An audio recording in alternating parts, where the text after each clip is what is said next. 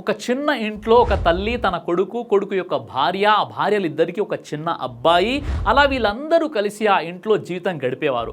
భార్య భర్తతో మన ఇల్లు చిన్నది కదా, మీ అమ్మను తీసుకెళ్ళి వృద్ధాశ్రమంలో వేయండి, అక్కడ సంతోషంగా ఉంటుంది, ఇక్కడ నువ్వు నేను మన అబ్బాయి సంతోషంగా ఉండొచ్చని భర్తతో ఎప్పుడు అంటూ ఉండేది.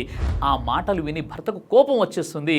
సరే, మా అమ్మని తీసుకెళ్ళి వృద్ధాశ్రమంలో వదిలేస్తాను, మన అబ్బాయిని కూడా హాస్టల్లో వదిలేస్తాను, వాడు అక్కడ చదువుకుంటాడు, ఈ ఇంట్లో మనం ఇద్దరమే హ్యాపీగా ఉండొచ్చు.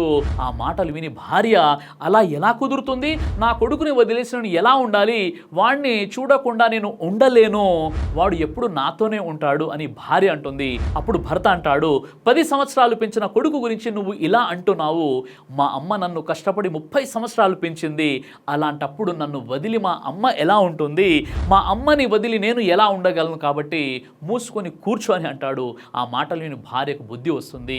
నా కొడుకుని వదిలేసి నేను ఉండలేను, తన కొడుకుని వదిలేసి ఆ తల్లి ఎలా ఉండగలదని ఆలోచిస్తుంది. ఈ రోజుల్లో చాలామంది భార్య మాటలు విని తల్లిదండ్రులను వేరు చేస్తున్నారు.